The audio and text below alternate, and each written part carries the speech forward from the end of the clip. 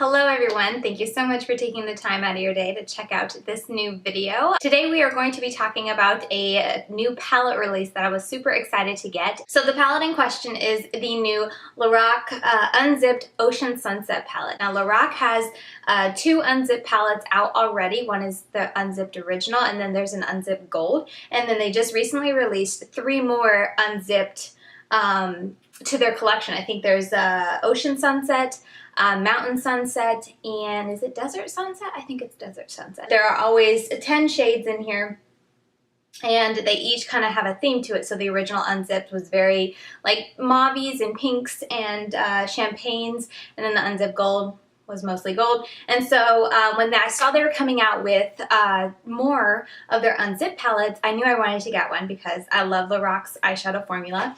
And I was looking at the pictures online of all three palettes, and I ended up going with Ocean Sunset because it looked the most unique from what I already have in my collection. But first off, let's talk about packaging. It comes in this box, and when it comes with also a deluxe size sample of their eyeshadow primer, which is really awesome. It's my holy grail favorite eyeshadow primer. I use it all the time, and so I think it's really great that you get a deluxe size sample of it.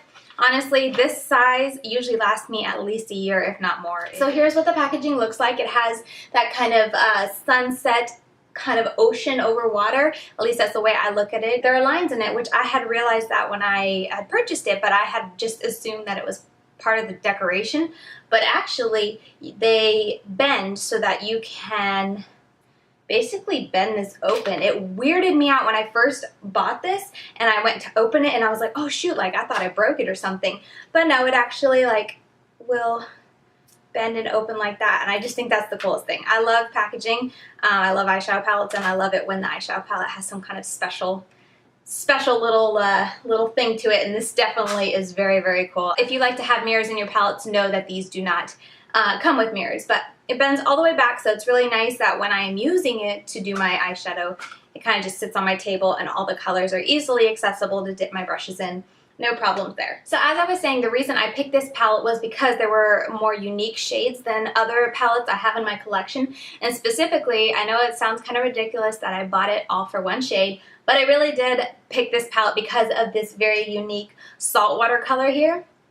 And it just, I think still, even looking at it on the pan, and then looking at it online, I thought it was just this really unique kind of greenish bluish shift, almost like a duochrome, which just made me think of the ocean. So I was like, oh, that makes sense. That's why that color's in there. And so this is the biggest reason I went for this palette, the biggest reason I spent $42. I don't think I mentioned that. It retails for $42. But basically because of this shade right here. I thought it was so beautiful. There are 5 matte shades in this palette and 5 shimmer shades. And I do want to clarify that they say that saltwater is a shimmer, but in my mind it looks much more like a foiled, almost glitter. And that's just the way I take it. Like, I've never seen, these all look and feel like the regular shimmers that I see LORAC come out with, but this is just very chunky, very coarse, more coarse than the other shades. And so yeah, I don't know how they say that's a shimmer, but in my book that it looks more foiled when I actually use it on the lid, and I get a ton of glitter fallout, so I just kind of call it a glitter. One thing to note in this palette is that there is no matte brow bone highlight color. The only shade that you can use to highlight the brow bone is this Mother of Pearl shade, and it is a shimmer. And for me personally, I don't like to use shimmers on my brow bone. The shades in here are really beautiful. The quality of this palette is fantastic, with the exception of this shade, but let's just ignore saltwater for a minute and talk about all the eyeshadows in this palette, and the quality is amazing. There is some kick up in this, but if you are at all familiar with LORAC's eyeshadows, they all have kick up, so that shouldn't surprise you. But if this is your first purchase, just know that you kind of need a gentle hand when you go in it, and you don't need a lot of dipping. So talking about the shimmers, and we're going to talk about Mother of Pearl, Ocean Floor, and Sandbar, and Sea Urchin. Those shimmers, they're beautiful. They are very easy to use, glide on really beautifully. You really don't need a setting spray to kind of spritz your brush before you go onto your eyes, but if you do want a more metallic look to your eyeshadow, then I would recommend spritzing it. For me, Mother of Pearl made a beautiful inner corner highlight on pretty much every look that I did. I really enjoyed it, and yeah, I have nothing bad to say about the shimmers in this palette. So now that we have all that out of the way, let's get into Saltwater. And this was so disappointing to me. The day it came in, I swatched it, and all of them swatched beautifully. But Saltwater, you almost couldn't even see. Like, I swatched them all on my leg, and I swatched them on Snap.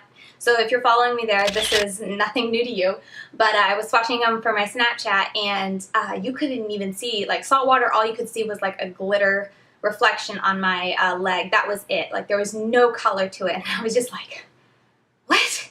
Like, it looks so beautiful in the pan. What's going on? So I was really bummed at that, but you know, you never know what it'll look like on your eyes. I've used Saltwater a bunch, and it's what's on my eyelids today. And I think even though it does give you color, which as you can see, I don't have any concealer underneath this. I spritzed my brush with some Fix Plus before I went in, because using it without I find very disappointing. But as you can see on the eyes, I feel like it shows up a lot more, like it does have a duochrome shift to it, but it looks a lot more gold in my personal opinion when I look at it.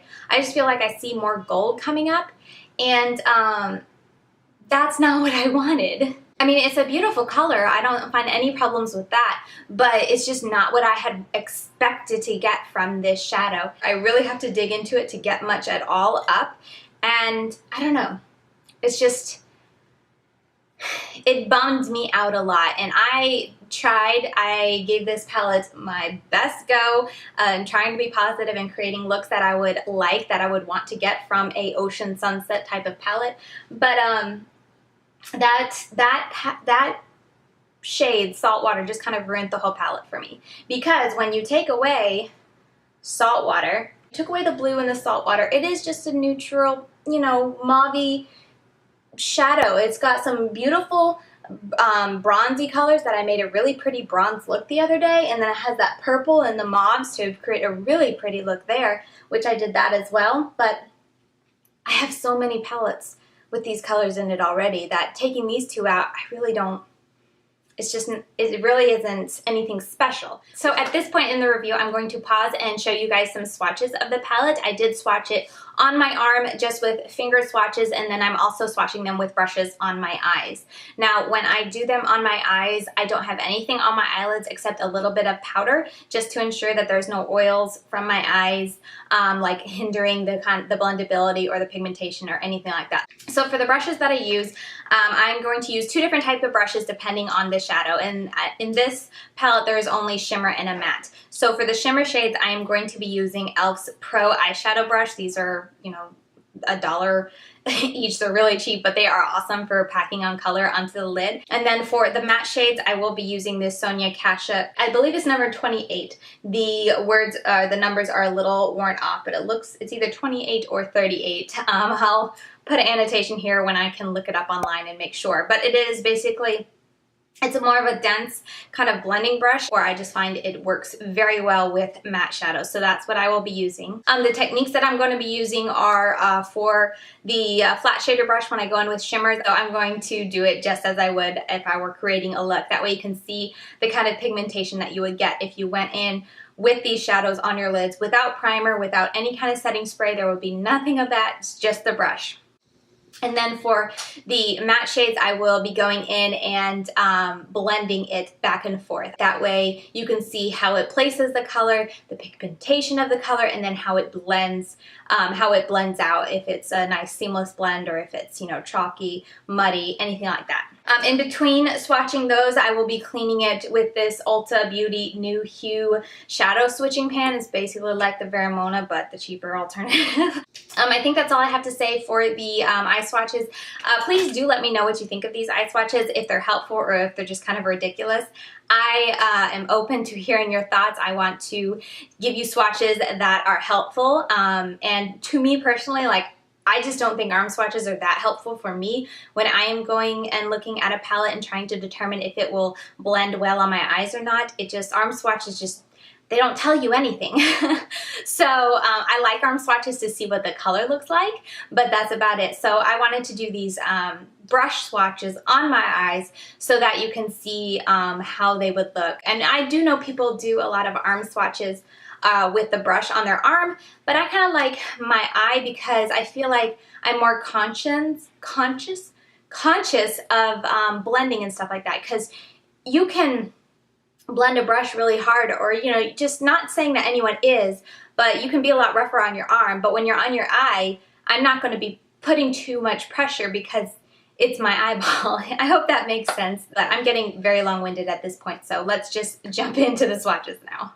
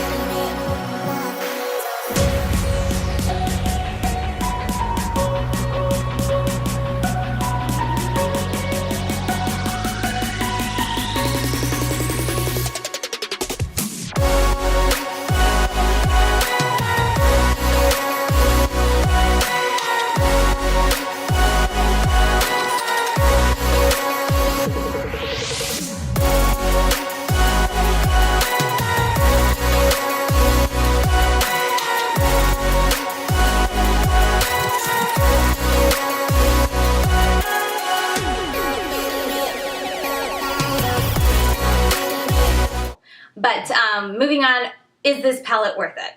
That's kind of the bottom line of a review when I am trying to share my thoughts. Do I think it's worth it?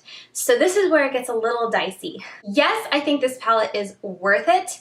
I believe that the quality in here is fantastic. You do have to be aware though that the saltwater shade does not perform on the eyes like it looks in the pan. But if you go into this palette, if you're watching this and you see the color that I have on my lids and you like it, then go for this palette. I think that you will really enjoy it. If you are looking for a shadow to have in your collection with these colors and you understand the saltwater color performs a little differently, then I think you will really enjoy it. And for $42, you aren't getting as many variety of shades, but you do get larger pans than the other like LORAC Pro palettes. And if this is filled with colors that either you don't have in your collection or also other colors that you enjoy using on the daily, I do think this is a fantastic palette to have. I don't fault LORAC at all for the quality of this palette. The only issue and gripe that I have with this palette is that I feel like they missed an opportunity with the shades that they could have put in this palette, considering it is an ocean themed palette. I do understand it's ocean sunset themed, and they kind of went more with the sunset than the ocean, but you know what I mean. I feel like they had a great opportunity with this palette to add something to my collection that I don't have, and it was kind of a missed opportunity. So with all that to say, I do think that this is a fantastic palette, but I, for one, am going to be returning it. And I feel bad saying that, like saying I think it's a good palette and then saying I'm returning it. But this is coming from someone who has a very large eyeshadow collection. And I'm trying to make smarter decisions, especially with my collection getting so out of hand. I'm trying to make smarter decisions with the eyeshadows that I'm bringing into my collection. But for $42 to give me an eyeshadow that is like 90% filled with shades that I already have in other palettes is kind of a dud. That is my reason for why I'm returning it. So yeah, with all that said, I think that wraps up my review. I hope this was helpful to you.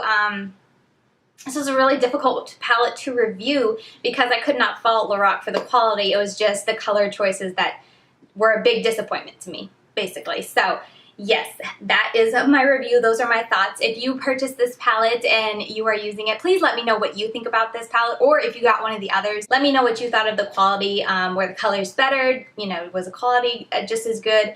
I would love to hear. That wraps up my video. If you enjoyed it, please do give it a thumbs up, and I look forward to seeing you in my next video. Bye.